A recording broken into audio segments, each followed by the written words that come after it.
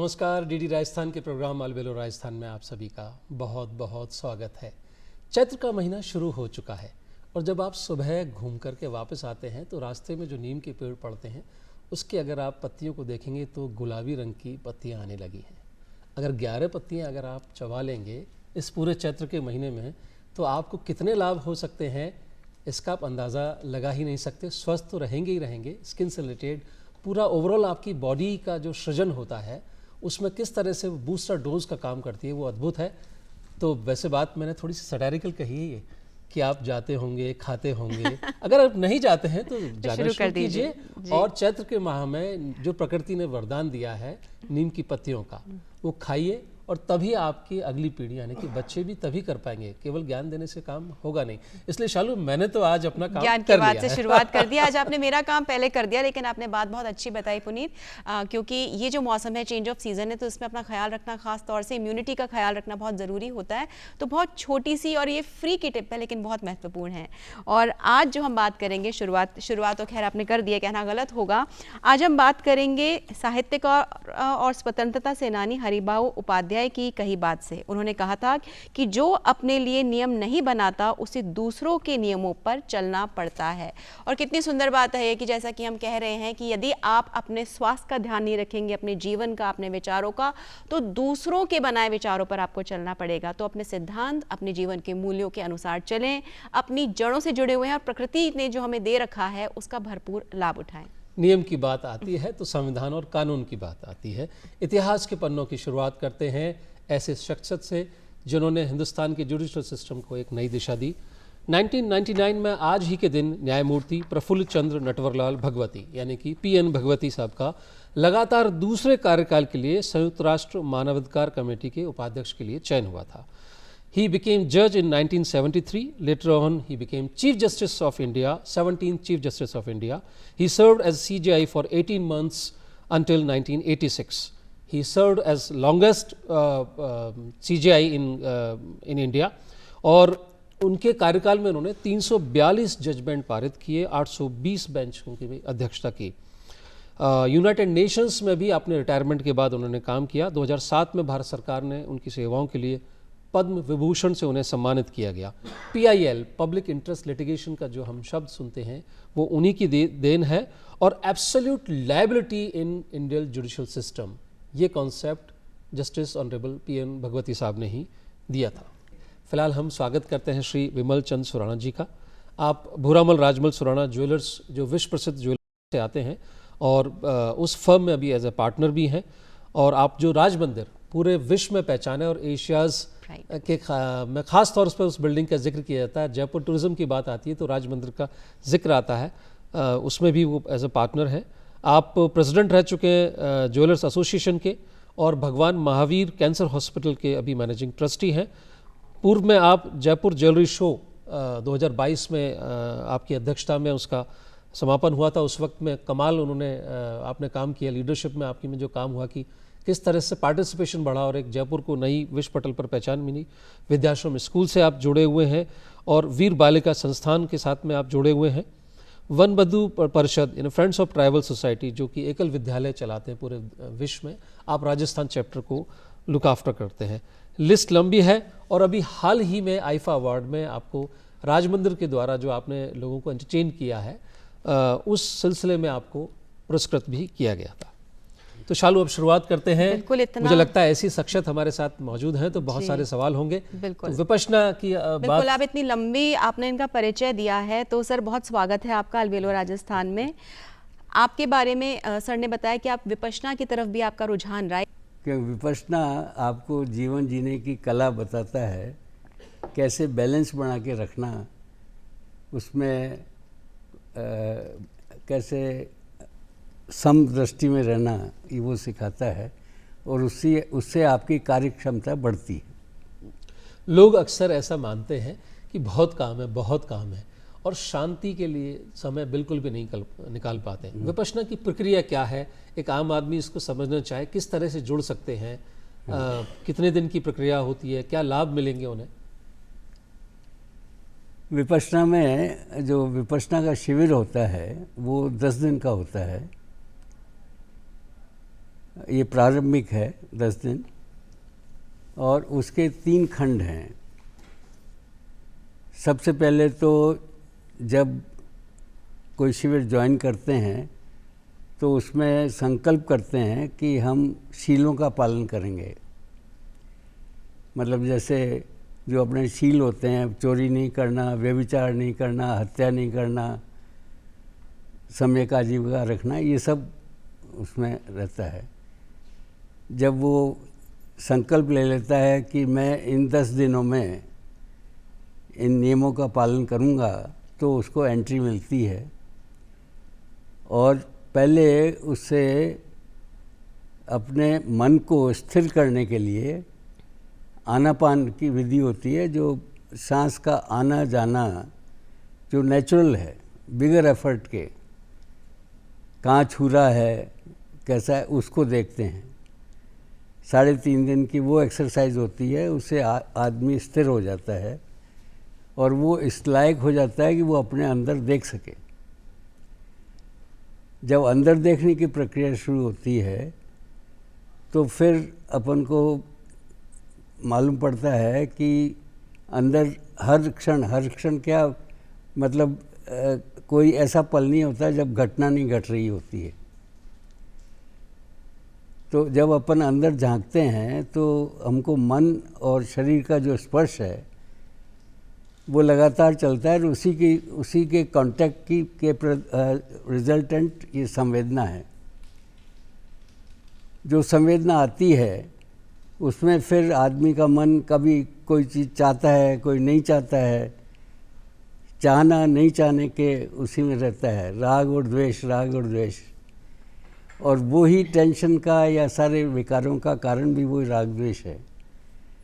तो उसको हम समदृष्टि से कैसे देखें, मतलब ऑब्जेक्टिव ऑब्जर्वेशन कैसे करें, बजाय उसमें लिप्त ही है कि ये अच्छा है या बुरा है।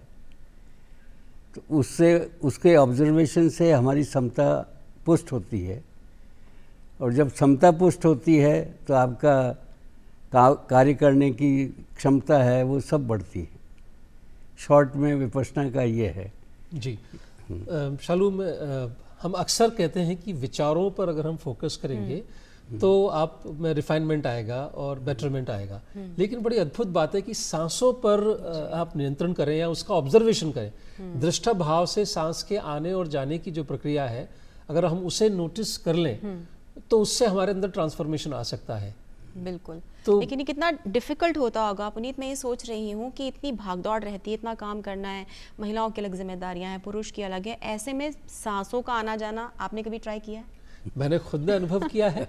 वर्ष 2017 में जब मैंने वर्षों से सुना था विपश्यना के बारे में कि काफ़ी लोग सक्सेसफुल लोग, हाई एंड अचीवर लोग जो हैं वो जाते हैं, तो मेरे मन में जिज्ञासा आई कि वो लोग कैसे समय निकाल लेते हैं इस प्रक्रिया के लिए। वो भी 10 दिन की साधना की तरह है जिसमें आप ना मोबाइल फ़ोन ले जा सकते हैं, ना कोई किताब ले जा सकते हैं, ना आपस में किसी से बात कर सकते हैं। एक कमरे में आप अकेले रहते हैं और सुबह 4 बजे से लेकर रात्रि 9 साढ़े 9 बजे तक आप साधना करते हैं।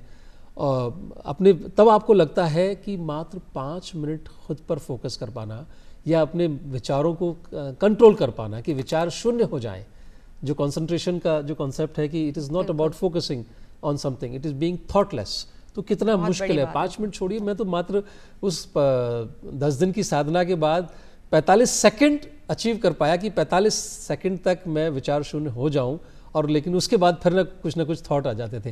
इसमें और विस्तार से जानना चाहेंगे कि उस 10 दिन की प्रक्रिया क्या रहती है, सुबह से लेकर शाम तक की दिनचर्या क्या होती है, हमारे दर्शकों के लिए बताना। सुबह 4 बजे उठाया जाता है, अपने तैयार होके 4:30 बजे हॉल में आना होता है। 4:30 बजे से साधना शुरू होती है।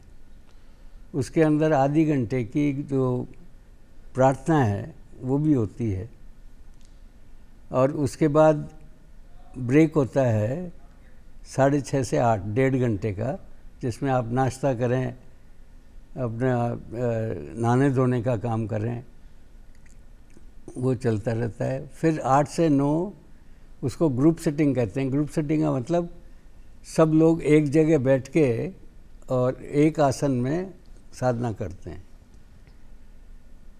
इस तरह की 3 सिटिंग्स होती है, 8 से 9, 2:30 से 3:30 और 6 से 7। बीच में इंस्ट्रक्शंस चलते रहते हैं और फिर 7 बजे से 8:30, 9, 8:30 तक प्रवचन होता है गुरुजी का, जिसमें वो आगे क्या करना है वो बताते हैं और हमने क्या किया है उसकी विवेचना करते हैं।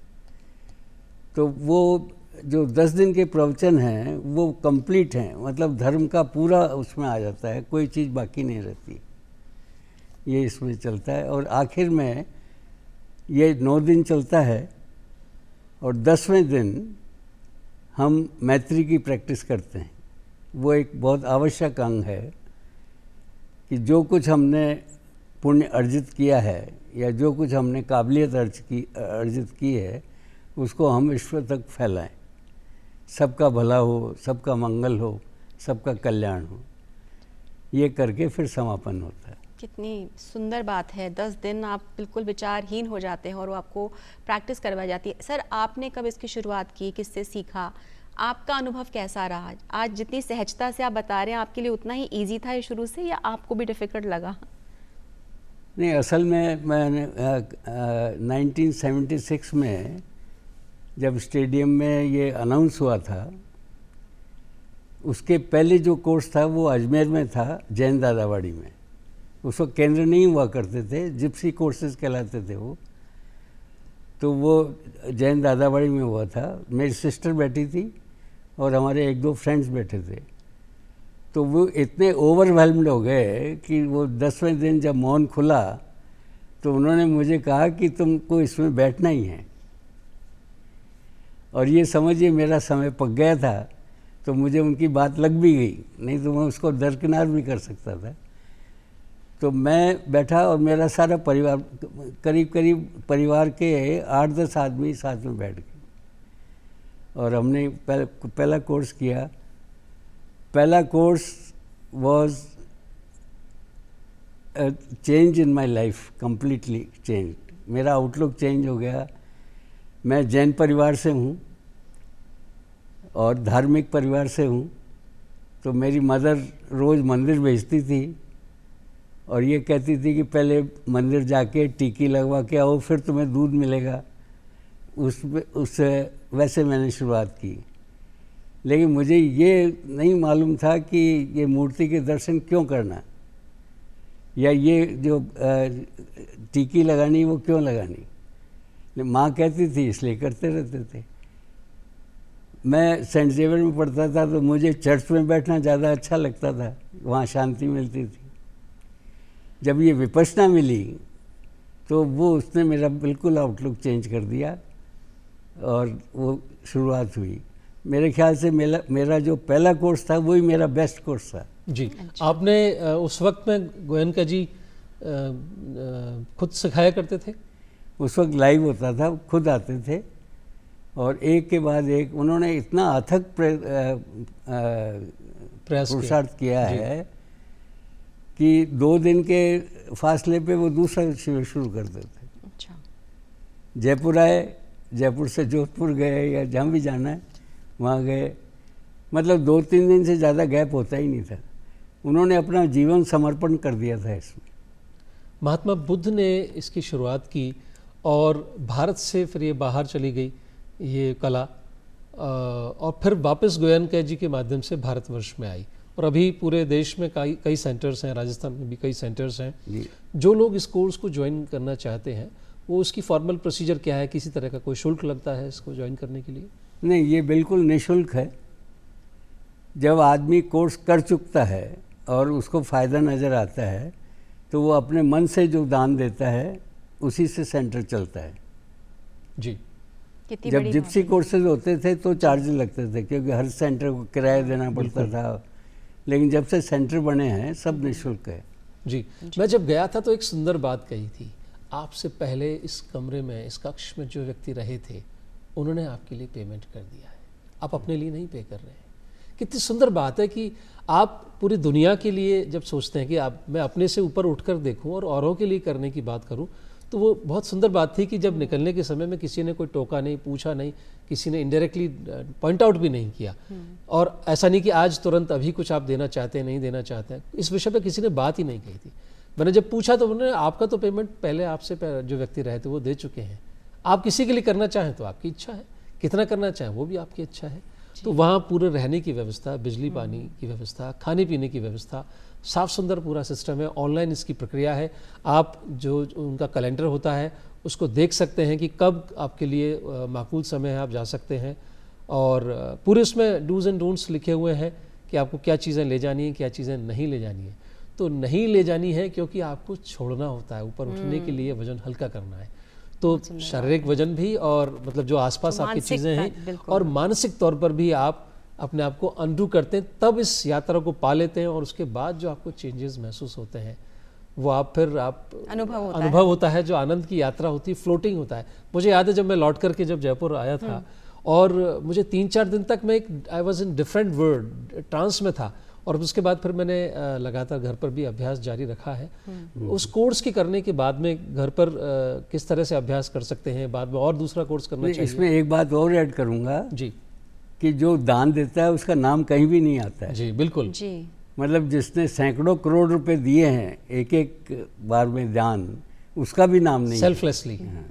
हाँ, ये कितना एक मैसेज जाता नाम के लिए है, नहीं होना बिल्कुल। चाहिए, और बिल्कुल, यहाँ भाव पर के लिए। एक बात जो मुझे समझ में आ रही है, मैंने इसका अनुभव नहीं किया, ये जो आपने कहा ना छोड़ कर जाना पड़ता है, मुझे तो ये थॉट ही बहुत डिस्टर्ब तो नहीं लेकिन लग रहा है बहुत चैलेंजिंग है कि। और आपने गौतम बुद्ध की बात की कि ये इस तरह की विधि है, ये इस तरह की प्रक्रिया है जिससे कोई भी बदल सकता है। और आप सबको वो कहानी याद होगी गौतम बुद्ध की अंगुली मार की, जो डाकू था और किस तरह से वो हत्या में लिप्त रहता था और फिर वो गौतम बुद्ध की शरण में आया और वो ट्रांसफॉर्म हो गया। तो यानी कि कोई भी व्यक्ति जो है छोटी सी विधि से एक सहजता के साथ में अपने जीवन में बहुत बड़े परिवर्तन ला सकता है, अपना जीवन जीने योग्य कर सकता है, प्रेरणा के योग्य कर सकता है और एक क्वालिटी ऑफ लाइफ जो है उससे लगातार उस इन सभी जितनी भी मेडिटेशन टेक्निक्स हैं, चाहे विपश्यना हो या जो श्वास का जो अध्ययन है, उससे आगे बढ़ सकता है।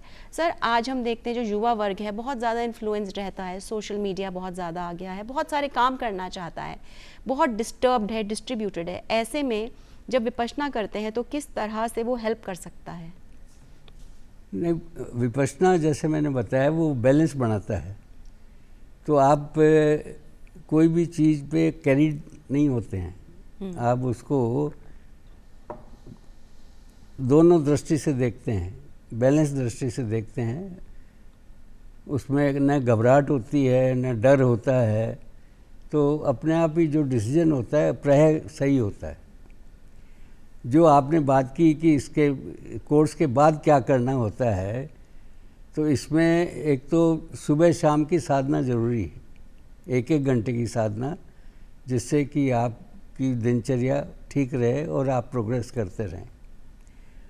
महीने में साल में एक कोर्स 10 दिन का वो अनिवार्य होता है अगर आपको इस रास्ते पे चलना है तो। और कुछ बेसिक शील हैं उनका पालन करना होता है, जैसे मदिरा नहीं पीना, चोरी नहीं करना, ये बेसिक चीज़ें उनका पालन। जी, कहते हैं कि अंदर की यात्रा पर जाना है लेकिन यूनिवर्स बाहर है, तो हम बाहर देख करके भी तो सीख सकते हैं यूनिवर्स को और सत्य को, तो फिर अंदर की यात्रा क्यों आवश्यक है? देखिए, बाहर की यात्रा में इल्यूजन्स हो सकते हैं, कई चीज़ें ऐसी हो सकती है जो इल्यूजन ही है, असलियत नहीं है उसमें। लेकिन जो अंदर की यात्रा है वो फैक्चुअल है और उसको हम जब देखते हैं तो हम अपना अनुभव करते हैं। तो अनुभव से जो ज्ञान ग्रहण होता है वो पक्का होता है, शब्दों से या बाहरी चीज़ों से वो ठीक भी हो सकता है, ठीक नहीं भी हो सकता है। जी, जीवन की यात्रा में अपने अनुभवों के आधार पर जब हम चलते हैं तो अक्सर पूर्वाग्रह से ग्रसित हो जाते हैं, हम लोगों को लेबल लगाना शुरू कर देते हैं, जजमेंटल होने लग जाते हैं। मुझे लगता है उसको अंडू करने का सबसे बेहतर तरीका यही है कि जब आप अपने आप को जानना शुरू करेंगे, और कितना सरल माध्यम है सांस पर फोकस करना और उससे होने वाले जो सेंसेशंस हमारे बॉडी में हैं उनको समझना। तो सेंसेशन की हम बात करना चाहेंगे कि किस तरह से हमारे बॉडी सेंसेशंस को हम फोकस करते हैं, समझते हैं, और जो फ्लो ऑफ एनर्जी है वो विपश्यना की इस विधि द्वारा चैनलाइज होता है, रेगुलराइज होता है, जो एलिमेंट्स है हमारी बॉडी में या मन में वो ठीक होने लगते हैं। जो संवेदना है, जो हमारा माइंड और बॉडी का जो लगातार संपर्क होता है, जो जीवन धारा है, उससे ही संवेदना होती है, और वो हर क्षण होती, जब तक जीवन है जब तक संवेदना होती है। तो उसमें जो कुछ अनुभव होता है आपके पूर्व कर्मों के हिसाब से, कभी आपको क्रोध आता है, कभी लोभ आता है, कभी अच्छी बात भी आती है, करुणा भी आती है, सब आती है। इन सब की जो अपनी भावना है उससे एक संवेदना पैदा होती है, जो आपको फीलिंग होती है माइंड में, उससे वो इट ट्रांसलेट्स इनटू सेंसेशन।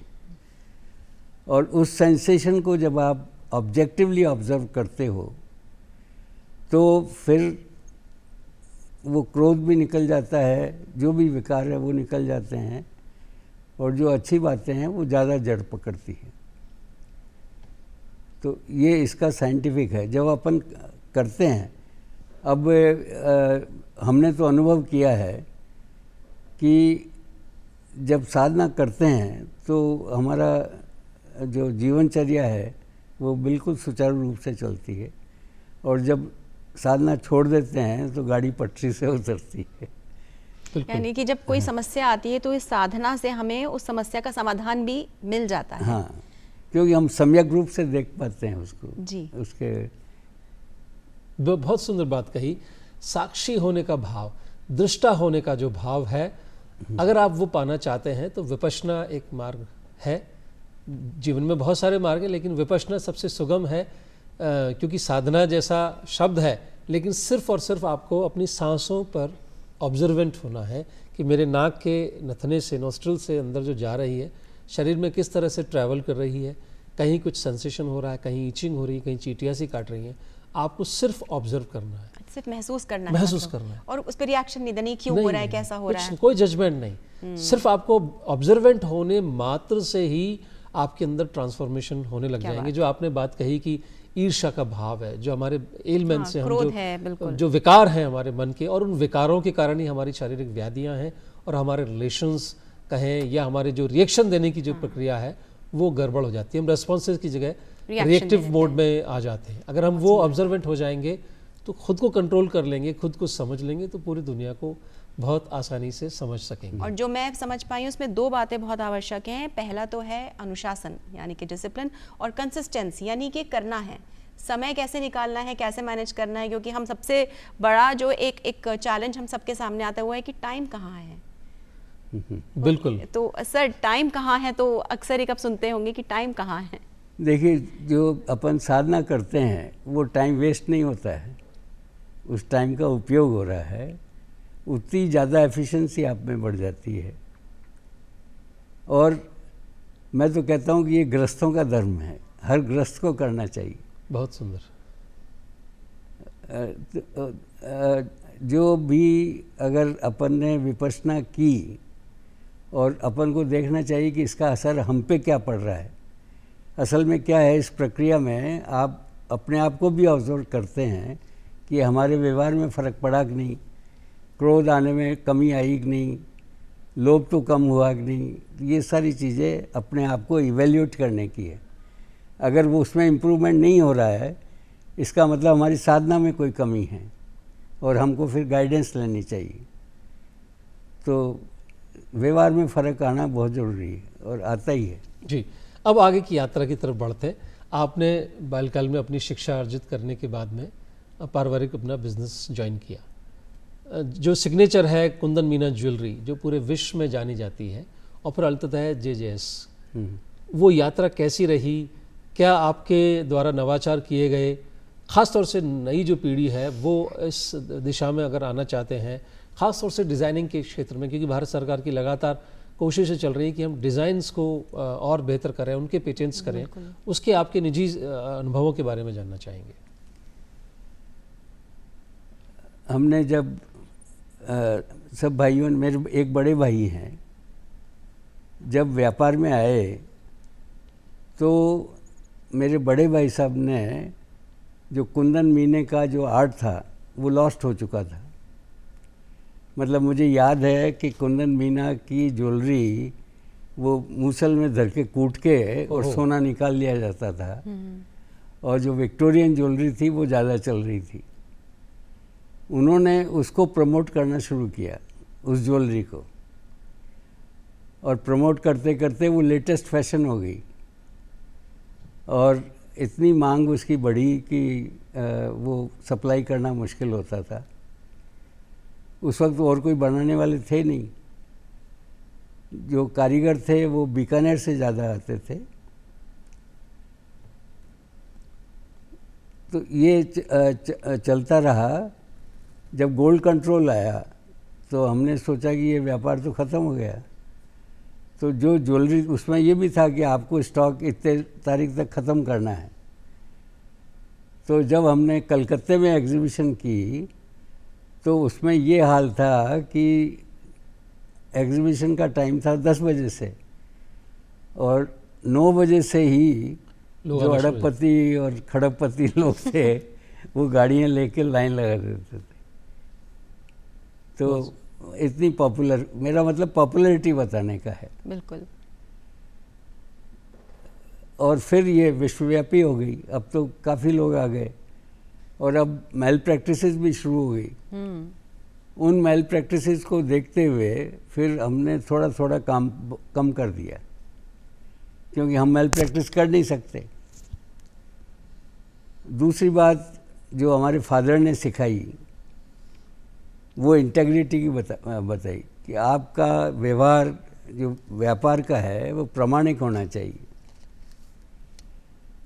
तो उसका एक नज़ीर मैं आपको देता हूँ। एक स्विस कपल हमारे शोरूम पे आया, उसको एक नीलम खरीदना था, तो एक अमुक प्राइस उसकी फिक्स थी। मैं गलती से मैंने उससे 5 लाख रुपए ज़्यादा ले लिए और वो चले भी गया खुशी खुशी। फादर को जब मालूम पड़ा तो उन्होंने कहा तुमने कैसे चार्ज किया? ओहो। अपना फिक्स प्रॉफिट है, वो अपनी ईमानदारी का प्रॉफिट है, उससे ज़्यादा तुम नहीं ले सकते। तो मैंने कहा साहब वो तो चले गए, आप क्या करें? कहा वो कहाँ गया है ये देखो। तो वो आगरा चले गया था। तो मुझे सुबह उन्होंने 4 बजे उठा के आगरा रवाना किया कि उसको रुपया वापसी दे के आओ। मतलब वो एक हमें सिखाने वाली बात थी, इंटीग्रिटी और एथिक्स की जो बात है। तो वो संस्कार जो पड़े वो। दूसरा वाकया मैं बताता हूँ आपको कि शोरूम में मिसेस BM बिरला आई थी और वो ज्वेलरी खरीद रही थी, पुरानी ग्राहक थी। तो वो दरमुलाई करने लगी कि जैसे हमने 2 लाख बताया, नहीं 1.5 लाख दे दो। तो फादर ने उनको कहा कि देखिए हमको बेईमान मत बनाइए।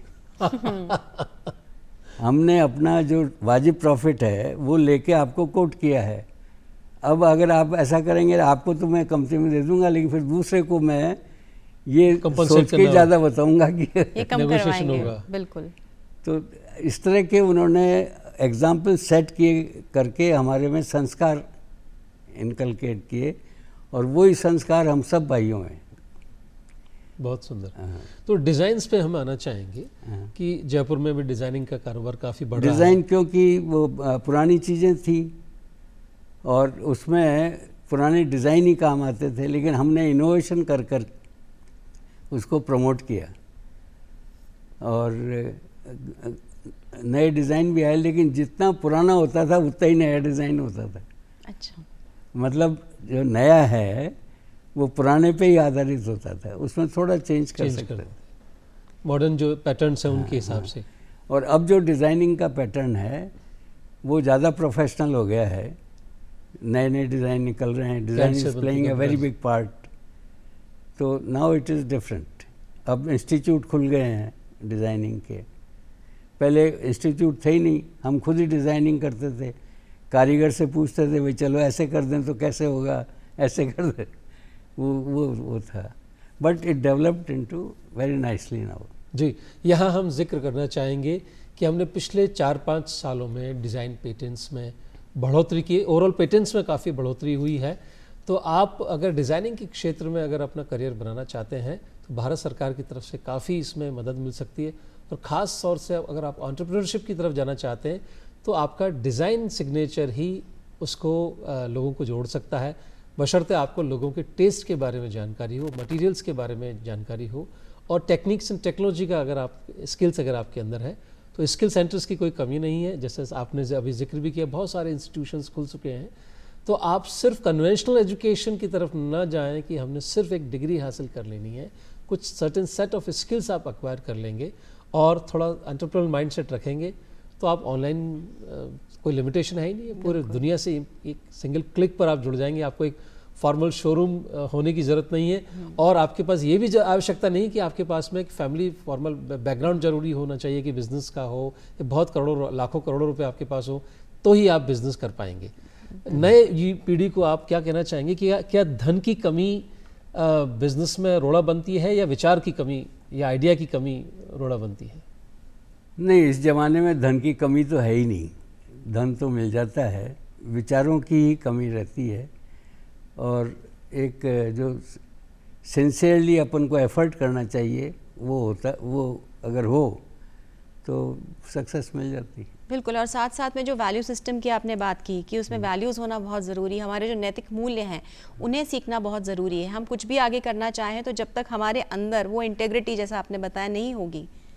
देखिए, जौहरी के अंदर सबसे पहले इंटेग्रिटी देखी जाती है, क्योंकि जौहरी जो आपको बेच रहा है, आपको ज्ञान नहीं है उसका। मैं एक हरा पत्थर दे रहा हूँ, उसको मैं कह रहा हूँ पन्ना है, और वो करोड़ों रुपए का भी हो सकता है, और एक कांच का टुकड़ा कुछ रुपए का भी हो सकता है, लेकिन वो मेरी बात पे बिलीव कर रहा है, ट्रस्ट। हाँ, मेरी ज्वेलरी पे बिलीव कर रहा है कि इसमें इतना सोना है, वो तो बन चुकी, अब उसका कोई, तो वो इंटेग्रिटी होना बहुत ज़रूरी है। जिस दिन इंटेग्रिटी पे शक हो जाएगा उस दिन जौहरी का काम नहीं चल सकता। बहुत सही बात कही। जो हमारी फाउंडेशन है, जो वैल्यू सिस्टम्स हैं, उनके साथ जुड़े रहना बहुत ज़रूरी है। तो ज्वेलरी से फिर आप राजमंदिर, जो कि प्योरली एंटरटेनमेंट से जुड़ी हुई गतिविधि है, हम जिक्र करना चाहेंगे कि राजमंदिर एशियाज़ प्राइड में इसका जिक्र आता है। और जो भी व्यक्ति जयपुर टूरिज़्म के लिए आता है, एज ए टूरिस्ट जब आता है, तो राजमंदिर उसकी लिस्ट में ज़रूर होता है। वो वहाँ जाकर के उस अनुभव को लेना चाहता है, जबकि इतने मॉल्स और इतने मॉडर्न सिनेमा जबकि आ चुका है। राजमंदिर की शुरुआत कैसे हुई, कैसे आपको ज्वेलरी से अचानक से लगा कि एंटरटेनमेंट लाइन में आना चाहिए? हमें सिनेमा से कोई रुझान नहीं था, बल्कि मेरे फादर तो डिस्करेज करते थे पिक्चर देखने के लिए भी। लेकिन मेरे जो ब्रदर इन लॉ थे, जीजा जी थे, उनका सिनेमा का बिजनेस था। तो उन्होंने पहले गोलचा सिनेमा दिल्ली बनाया, जो उस वक्त का बेस्ट था। फिर मराठा मंदिर बम्बई बनाया, जो उस वक्त का बेस्ट था। और फिर उन्होंने राजमंदिर की शुरुआत की, और राजमंदिर वो ऐसा बनाना चाहते थे जो सब चीज़ से अच्छी हो। लेकिन उस सफ़र के अंदर उनको वो बेचना पड़ गया, बेचने का निश्चय करना पड़ा। तो मेरी सिस्टर ने मुझे कहा कि भाई ये फैमिली में ही रहेगा, तुम ले लो इसको। तो उनके कहने से हमने सिनेमा लिया।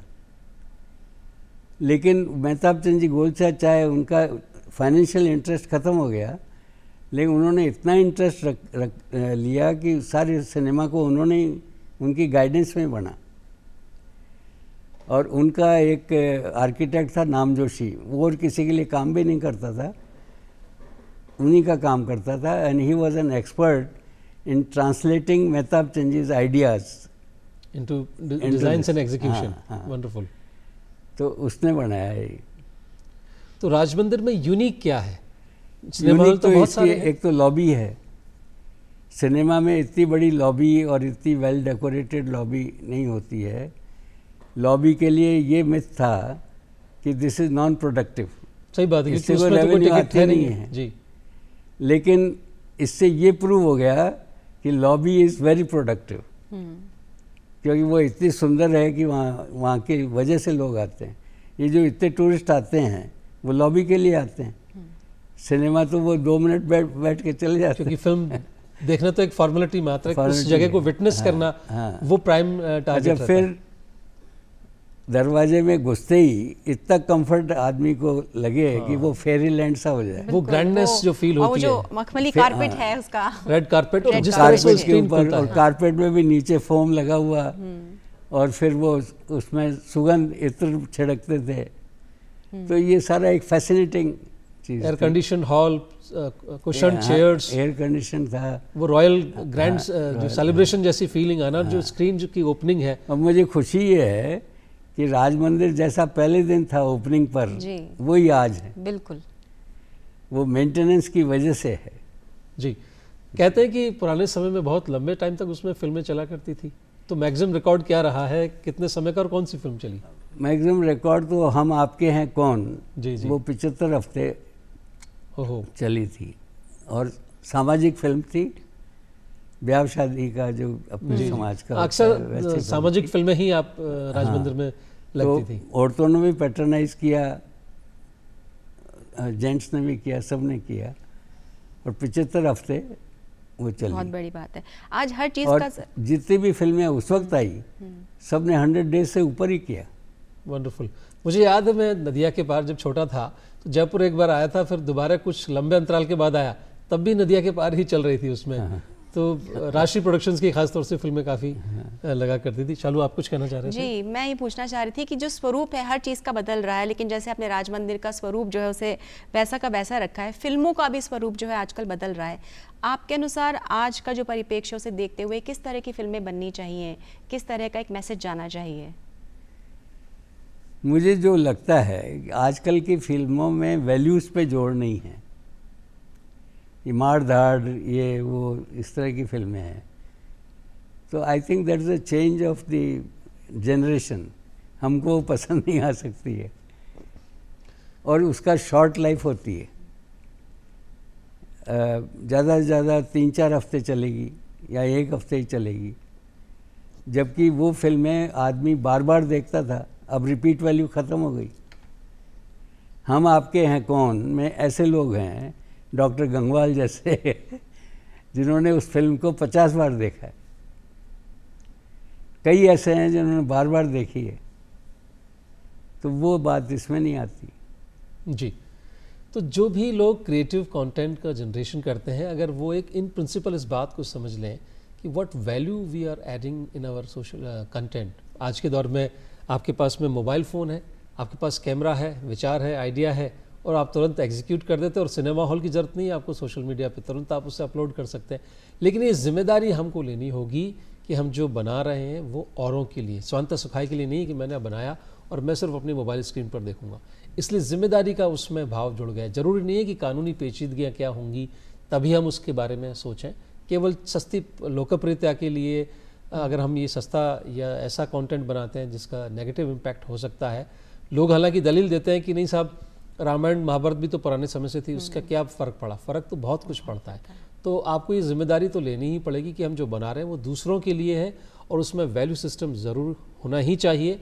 OTT के दौर में सिर्फ और सिर्फ जस्ट टू मेक मनी और just to gain popularity, compromising with the value system, it is not a good idea. Coming to, मैं एक ऐड करना चाहूँगा, राज मंदिर में हमने इस बात का ख्याल रखा है कि जहाँ तक हो सके हम ऐसी फिल्में लगाएं जो वैल्यूज़ वाली हो, और इसीलिए हमने राजश्री को पैट्रनाइज किया। राजश्री की जितनी फिल्में आती थी, बिल्कुल फैमिली फिल्म होती थी, हाँ, उन्होंने भी पैट्रनाइज किया कि राज मंदिर में रिलीज़ करेंगे, और हमने भी पैट्रनाइज किया कि वही फिल्में ज़्यादा आनी चाहिए। लोग कहते हैं कि व्यापार जब आप कर रहे हैं तो finance is the prime motive, पैसा अर्न करने के लिए व्यापार कर रहे हैं। लेकिन हमारे सामने जो शख्स है उन्होंने तो कहा कि ऐसा कुछ है भी नहीं है। अपने जीवन के द्वारा उन्होंने स्थापित किया कि भरपूर व्यापार किया, जिस काम को किया, जिस काम को हाथ लगाया वो सफल रहा है।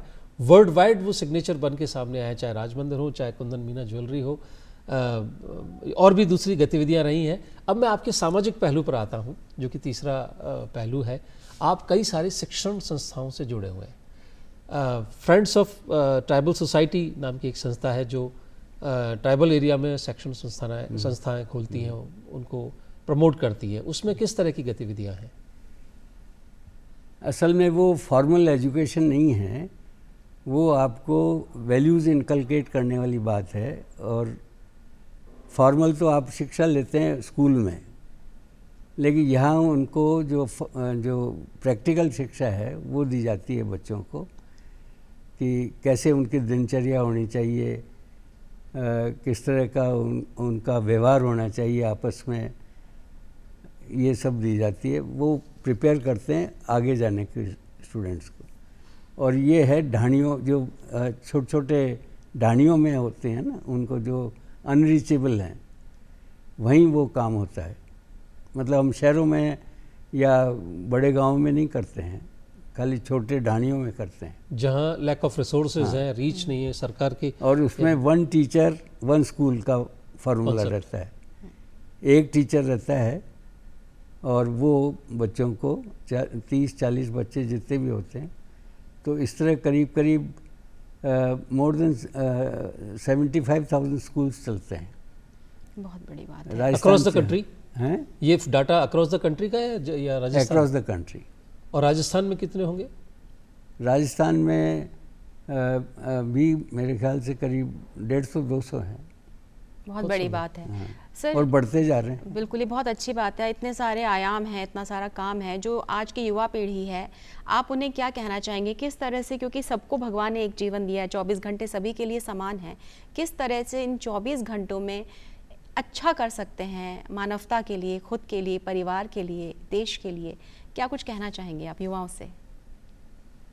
नहीं, अब जो बच्चे हैं, अपन को यही सिखाना है। एक तो उनमें वैल्यूज़ आनी चाहिए, और वैल्यू ये है कि वो सोसाइटी में रहते हैं तो कैसे शांतिपूर्वक वो भी जिएं और उनको जीने दें, और कैसे दूसरों के लिए उपयोगी हो सकते हैं, कर्तव्य बोध उनमें आवे, ये वैल्यूज़ उनमें इनकलकेट कर। और थोड़ी देशभक्ति आनी चाहिए। देशभक्ति बहुत लैकिंग है, लैकिंग मेरे ख्याल से, तो वो उनमें इनकलकेट होना बहुत ज़रूरी है। जी, आपके मैं जो आपकी पूरी बात समझ पाया, और शो से पहले भी संवाद हुआ, फैमिली का बहुत इम्पैक्ट रहा है। आपने कहा था कि सिस्टर के कहने पर आपने विपश्यना किया, और सिस्टर के कहने पर ही आपने राज मंदिर में के क्षेत्र में उस फिल्म लाइन के काम में जोड़े। फैमिली का जो सिस्टम है, जो सोशल फैब्रिक है, आजकल वो काफ़ी कमज़ोर हो गया है। फैमिली में बहुत न्यूक्लियर सिस्टम हो गया, या ज़्यादातर व्यक्ति खुद को ही मैनेज कर रहा है। ये कितना पुरजोर, मैं इस पर जोर देना चाहूँगा, आप बता पाएँ कि कितना ज़रूरी है किसी इंसान के लिए एक फैमिली का होना? फैमिली का होना बहुत ज़रूरी है। मतलब मुसीबत के टाइम में भी वही काम आते हैं, और अच्छे टाइम में भी वही साथ रहते हैं, और एक दूसरे को संभालते रहते हैं। अभी जो न्यूक्लियर फैमिलीज़ हो गई है, उसमें संभालने वाला कोई भी नहीं है। मतलब यू आर लेफ्ट अलोन। पहले अगर कोई बीमार होता था तो ये चिंता नहीं थी कि इसको संभालेगा कौन। अगर मैं बाहर जा रहा हूँ, मेरे बच्चों का क्या होगा, ये कोई प्रॉब्लम नहीं था। तो ये बहुत बड़ी हेल्प थी। मैं जॉइंट फैमिली से हूँ, मैं जानता हूँ कि कितनी हेल्प जॉइंट फैमिली की वजह से मिली है। अब मैं अलग अलग भी हम रहते हैं, लेकिन फिर भी परिवार एक ही है। बिल्कुल। और हमने तो ये भी किया कि सब घर भी एक साथ बना लिए, जिससे कि इंटर कम्युनिकेशन होता है, फिजिकली डिस्टेंस ना हो, और अलग भी है और साथ भी है। और साथ में कितना ये कॉन्सेप्ट कितना और अच्छा है। एक भाई कलकत्ते रहता था, जी जी, उसने अपना घर नहीं बनाया था, उसको भी हमने फोर्स किया कि तुम बनाओ, यहाँ पर बना ले। बहुत सुंदर।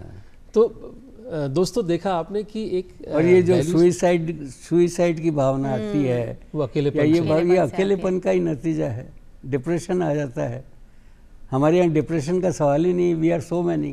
बिल्कुल, तो किसी न किसी से बात कर लेंगे, कहीं ना कहीं अपना जो समस्या है, जो भी कुछ दुख आपके दर्द जीवन, बता सकते हैं, दुख दर्द बता सकते हैं। और एक नहीं तो दूसरा, दूसरा नहीं तो तीसरा, कोई भाई, कोई बहन, कोई चाचा जी, कोई ताऊ जी, कोई ना कोई आपकी हेल्प के लिए। मतलब वो जो फॉल बैक करने का था ना, वो हमारे लिए ख़त्म हो गया।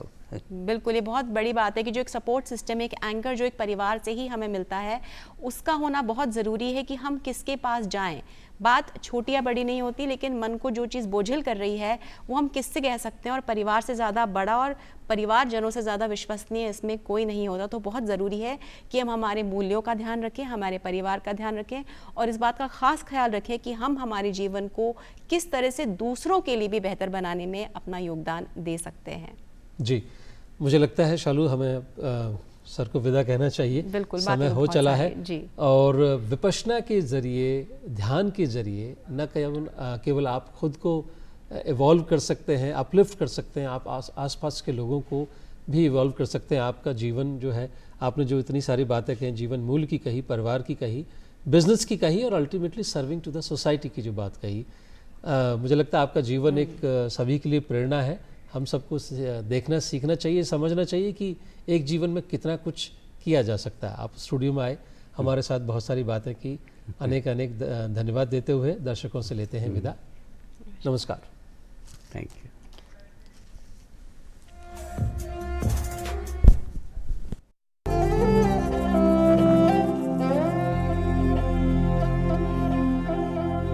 केसरिया पाल में पीहू प्यारी रावा,